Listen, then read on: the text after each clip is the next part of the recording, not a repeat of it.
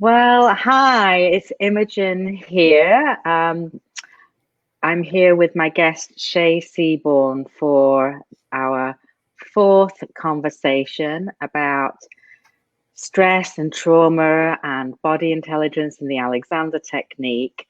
If you don't know me, my name's Imogen Ragone. I am a teacher of the Alexander technique, and I've developed my own approach, which I call body intelligence. And Shay has been my client for 2 to 3 years.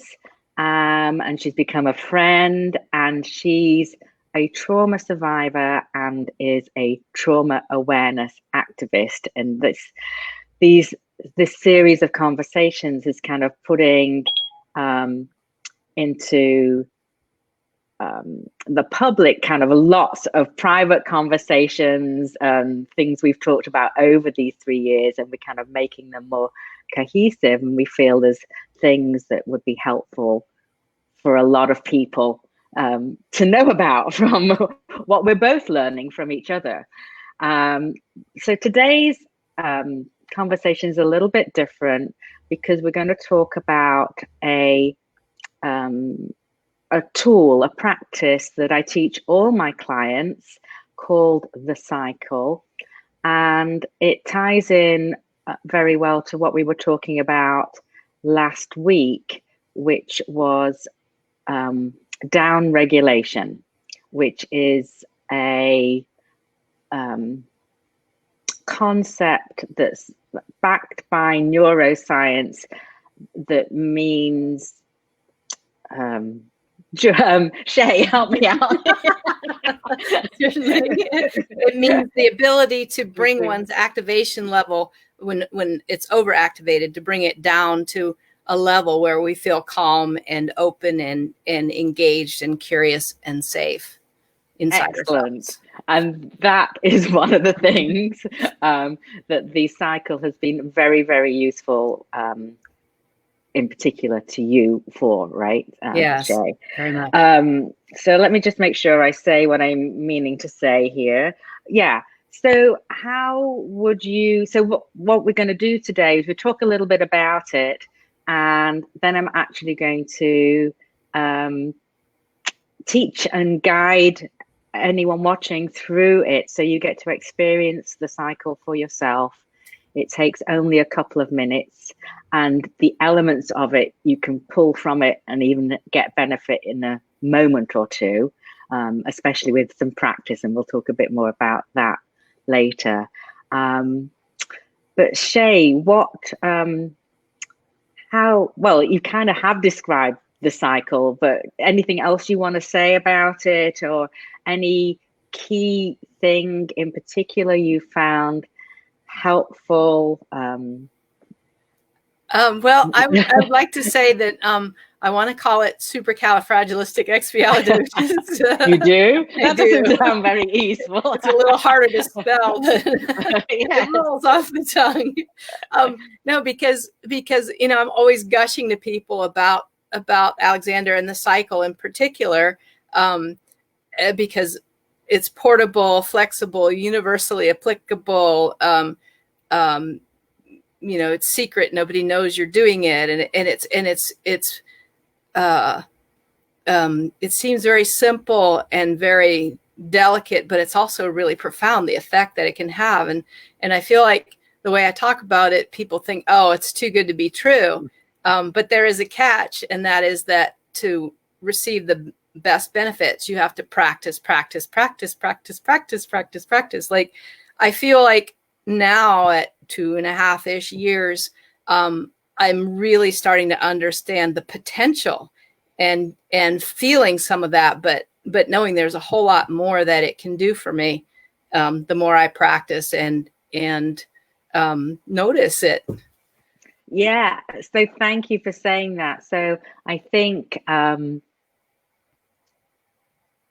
anyone can probably benefit from doing it once, but it's not going to have any lasting benefit in your life if it's like a one and only thing, or even if you just do it very occasionally.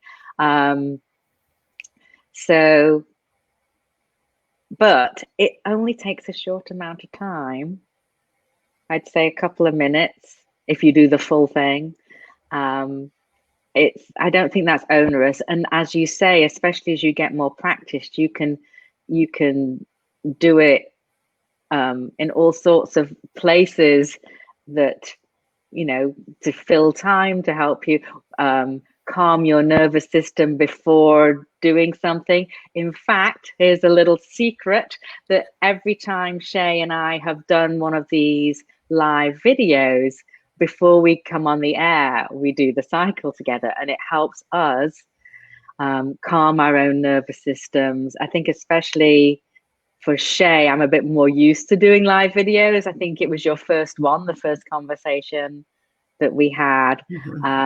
And I always am just a little bit, public speaking is one of the most well-known things that people are anxious about. So anything we can do to not be talking, in a really, it's not that we don't want to show excitement, and it's always a fluctuation, but we've got some grounding, some centering, some ease and openness going in. All right, so I think I'll just get on with and kind of demystify what we're talking about, and tell you specifically about the cycle, and then we'll do it together. So the cycle, just a teeny bit of background, because I do want to credit the person who created the cycle, and it comes from a teacher called Mio Morales and his Primal Alexander work.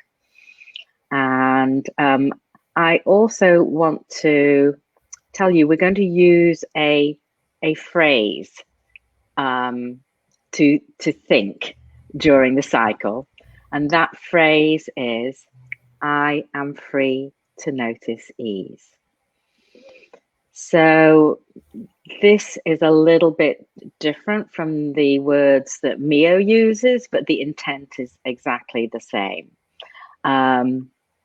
I particularly, and I know Shay especially, likes this way of phrasing things, because if you are free to do something, it means you have choice. You don't have to. You're free to do it or not do it or do something else.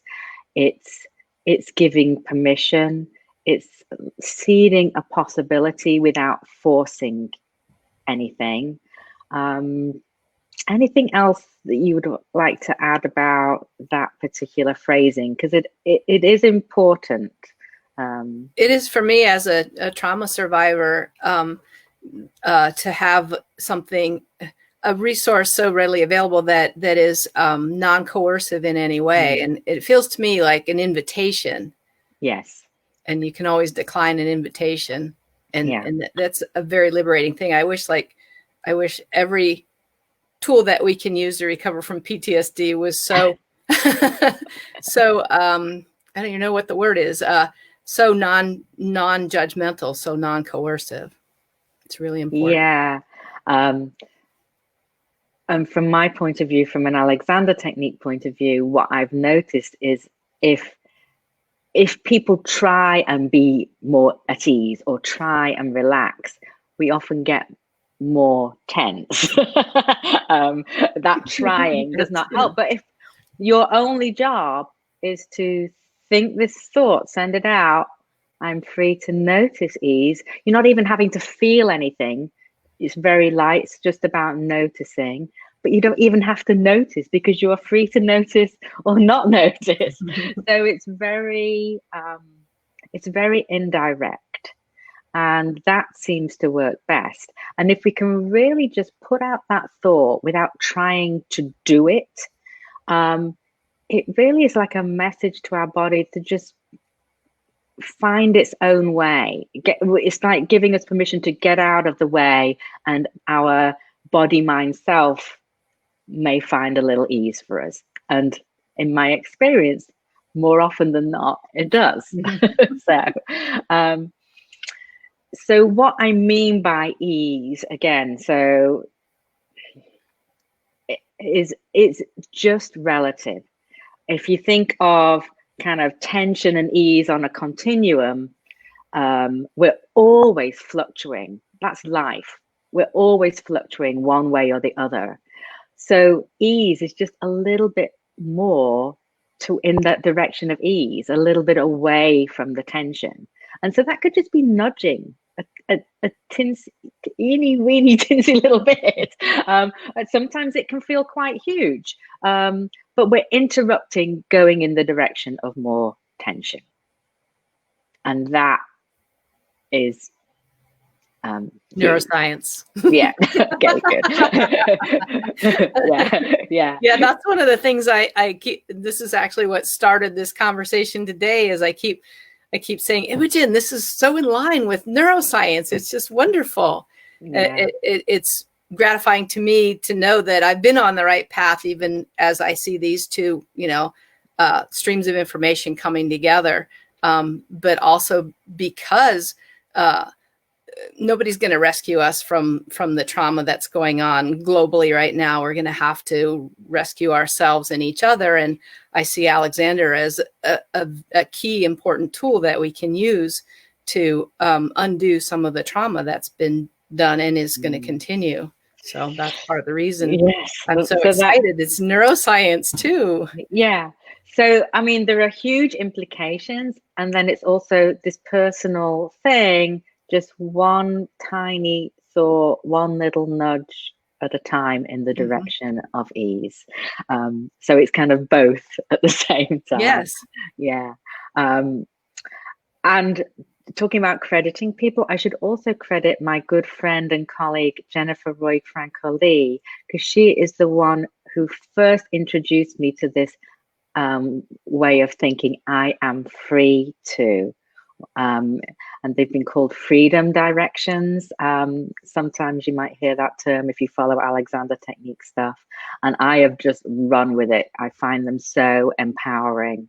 And so, all right, so we're going to do the cycle.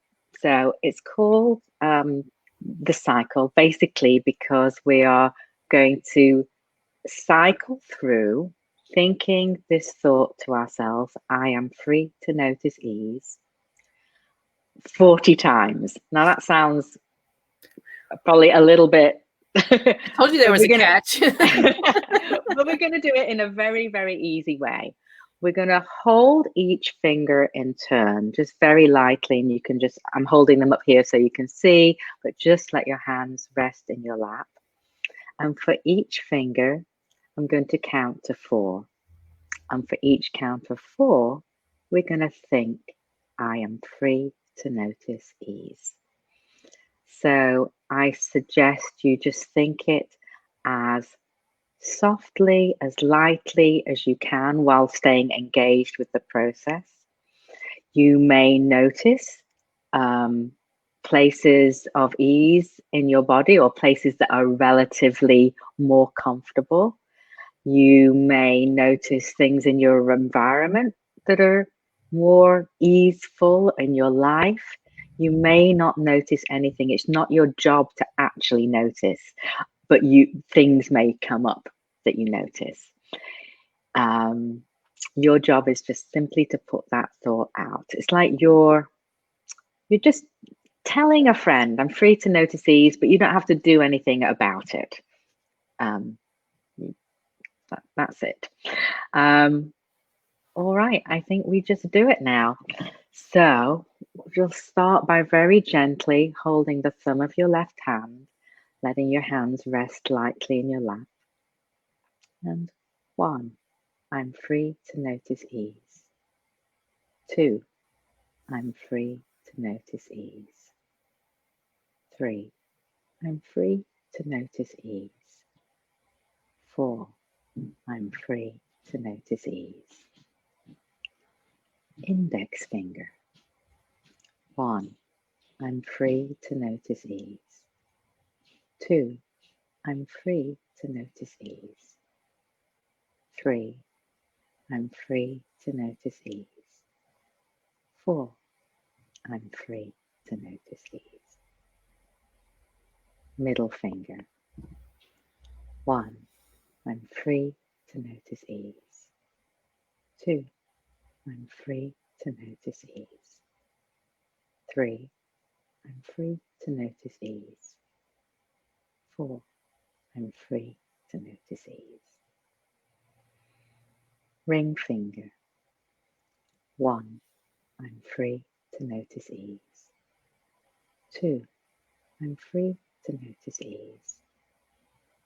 3, I'm free to notice ease. 4, I'm free to notice ease. Little finger. 1, I'm free to notice ease. 2, I'm free to notice ease. 3, I'm free to notice ease. 4, I'm free to notice ease. So we're gently going to transition to the thumb of the other hand. Again, just letting your hands rest lightly in your lap. And 1, I'm free to notice ease. 2, I'm free to notice ease.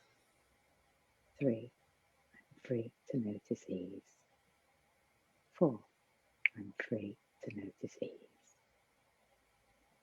Second finger. 1, I'm free to notice ease. 2, I'm free to notice ease. 3, I'm free to notice ease. 4, I'm free to notice ease. Middle finger. 1, I'm free to notice ease. 2, I'm free to notice ease. 3, I'm free to notice ease. 4, I'm free to notice ease. Moving to the ring finger. 1, I'm free to notice ease. 2, I'm free to notice ease. 3, I'm free to notice ease. 4, I'm free to notice ease. And to your little finger. 1, I'm free to notice ease. 2, I'm free to notice ease. 3, I am free to notice ease. 4, I am free to notice ease.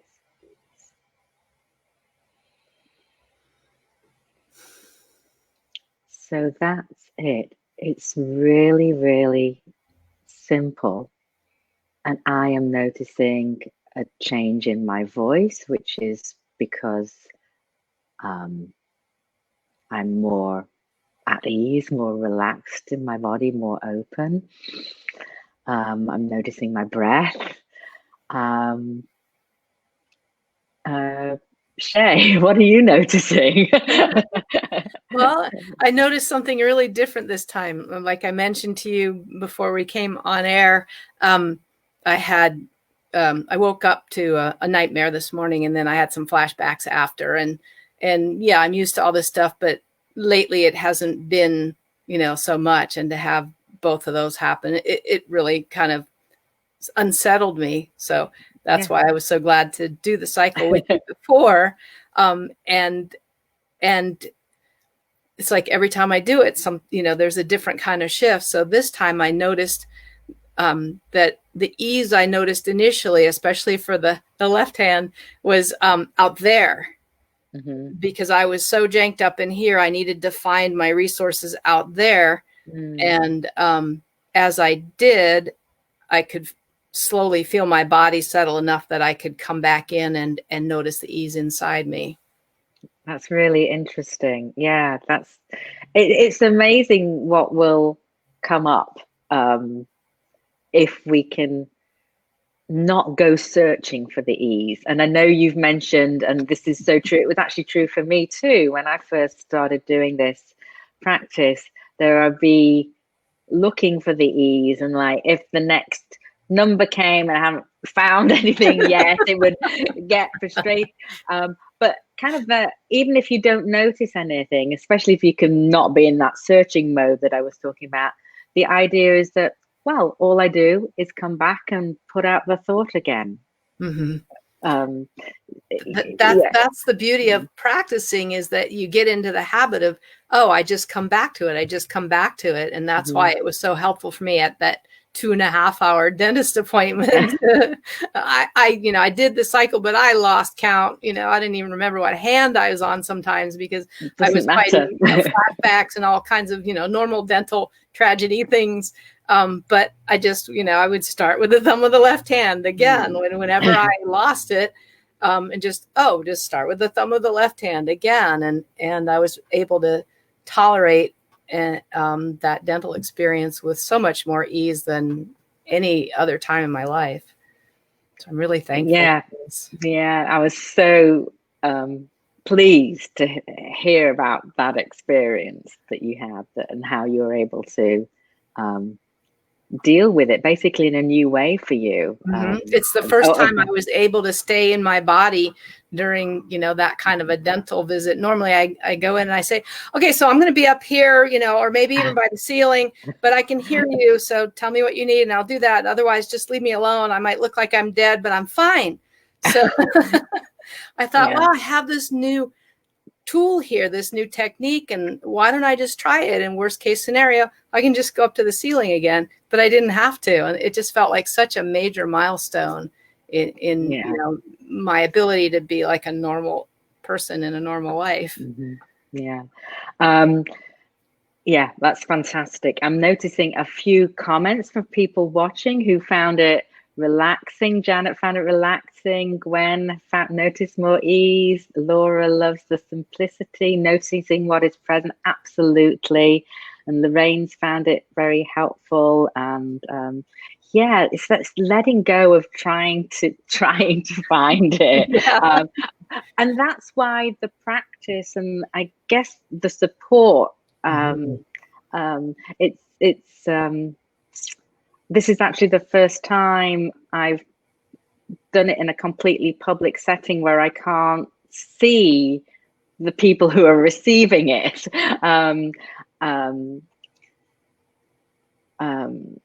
So, there's often questions, and we can adjust, and there's one of the things I love about studying with you is how ingenious you are at finding ways for me to incorporate the principles of Alexander in my daily life, so that it becomes just another facet of my life, rather than, okay, it's time to stop and do my exercises, and this thing that's another burden. It's just part of my life now, and it's wonderful. That's just reminding me, hand washing, which is obviously something, well, hopefully we always do, but we're much more conscious of it. We're probably doing it for longer, I hope, with the 20 seconds at least. And you can kind of combine that. It might not be exactly holding the finger, but you can combine something like that very easily with doing the cycle. I want to say that doing the cycle, my friend Laura calls it, you can do the bicycle, so that would be just 2 for each finger. You could do the unicycle, which would be just 1 for each finger. The tricycle, 3, you get the idea. She'll call it the stealth cycle. If you're, I don't know, sitting in a meeting, going for a walk, talking to someone, you can maybe just have a sense of your fingers. You don't, However, I think in the beginning, having this as a separate thing that you deliberately practice will really fuel you being able to start incorporating it into your life. It'll, one, if you've not practiced it, how would you ever even remember, or how would it even come up to think about it? Especially if we want to access this in a more stressful situation, which would be ideal, right? If there's some big stressor coming up, if you can have even a moment to to interrupt that response and go, like I was saying, a little bit more in that direction of ease, that you can maybe respond in a more reasoned, more open, more able to maybe listen or decide how you, more choice. So this very, very simple thing that we're doing can have very big implications, and yet it can work on such a subtle, indirect level. Can I interject about neuroscience again? Please do. Well, it's the practice of these tiny little things that help us to connect with being more at ease, more open, more curious, more connected with each other, feel safe in ourselves, that help us rewire our nervous system for exactly those things. And those things, in my mind, are our birthright. That's how we are wired to function, feeling safe in ourselves and connected to each other and calm and open, and a meeting on, as my favorite neuropsychiatrist calls it, the plane of possibility. So the train just ran off the track again. So. Yeah. Well, I would say, doing TheCyCle sounds like it helps you get on the plane of possibility. It does, very much. Yeah. And what you said about, doing the bicycle or the unicycle is so true with, the practice that I've had now. If something, I don't just notice the ease as much, but I notice my inner state more. So I can notice sooner when my activity level is going up and being uncomfortable, and I'm getting into that closed off, protective, dismissive, whatever mode. And I can really just even think the word ease. And because I've wired my, Pavlovian response for that, that's all it takes, especially in an emergency situation where that's all I have time to focus on that. Yeah. And then I think it puts it makes the thinking part of the brain more accessible. Yeah, I think it makes us, when we've practiced and become sort of efficient, or that's not the word I'm looking for right now, but when we're used to using this tool, when we're practiced, it helps us be more discerning about what's going on in ourselves and how we are reacting to things, either that come internally from our own thoughts and bodily experiences, or externally. But we, like you say, we can discern it a little bit sooner, so we can interrupt the stress response a little bit sooner. Doesn't mean it's not going to keep maybe knocking on our door very hard, but we can keep doing little interruptions, which is huge. Break the cycle of distress. Yes, exactly. Break the cycle with the stress of distress with the cycle of ease. There you go. There you go. Yeah. Branding and marketing now. Yeah, I'm just looking to see if there's anything else I wanted to say. Oh yes, so we talked about the practicing. So anyone, especially if this is the first time you've been introduced to this practice of the cycle, I'm going to suggest that you do it. You try it for say 5 days, and do it twice a day, once in the morning, once later in the day, in the evening, and just see what you notice about when you do it regularly for that amount of time. My friend Jennifer has talked about, think of it as a course of antibiotics. You take them, if you end up missing, you do it as soon as you remember, or if you've missed the dose, you wait till it's nearly time for the other one. But you don't, you kind of take it seriously with antibiotics. You don't miss them. You know that you need the full course to get the benefit, right? So of course 5 days is still just a drop in the ocean of where Laura's put a course of probiotics. Yes, that's I love that. Thank you, Laura. Yeah. But anyway, yes, I really do encourage you to try it, and also please reach out if you have any questions or anything comes up that you find challenging about it. It's super simple, but there's certainly things that can challenge us about it, and we can have questions about it. So I am definitely here. For that, you can put them in the comments or message me. That's fine. I thought this would be a quicker interview, but I think we're just about to finish up. Is there anything else you would like to say about this before we wrap it up, Shay? I just wanted to note how soothing your voice is to me through all of our classes, that even when we're talking about things that have nothing to do with Alexander, it calms me down. And also just want to really thank you for all that you've, shown me and helped me figure out through Alexander technique and our friendship. Oh, thank you. It's such a pleasure working with you, Shay. Yeah. I do think that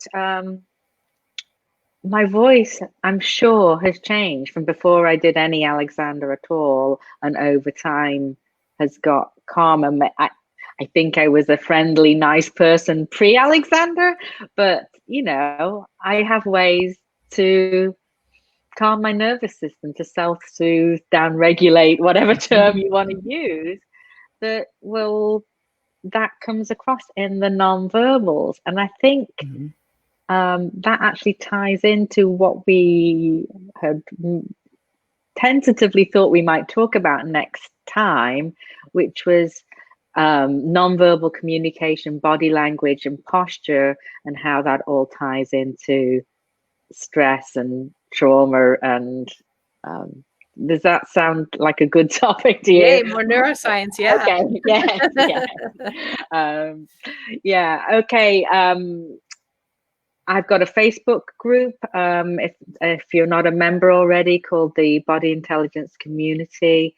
If you'd like to learn more about my approach and my work, that's a great place to be. I guide a power pause every Thursday, which is like a little mini meditation. And you'll hear this phrase that I use today, and many other phrases, I guess, designed again to help us down regulate. I'm using the terminology today. I also am preparing to put out a 6-week online course that I've run in the past, but I haven't run this year yet. It's an online group coaching program over 6 weeks, and I think this is where we first started working together online. You'd have a series. Yeah, we had worked together in person first. Yeah, and it was a shift for me, but there's so much that we can get from working online, especially in a group setting. There's a cohesiveness that comes to the group that helps with all of it. Yeah. And of course, especially on that online right now, that's the place to be. Yes. All right. I think that's it. Thank you for joining us on a Saturday morning. Maybe this ended up being a good time. Yes. Thank you, everybody. Yes. Fun as always. Thank you. Yes. Thank you, Shay. Okay. Bye. Bye-bye.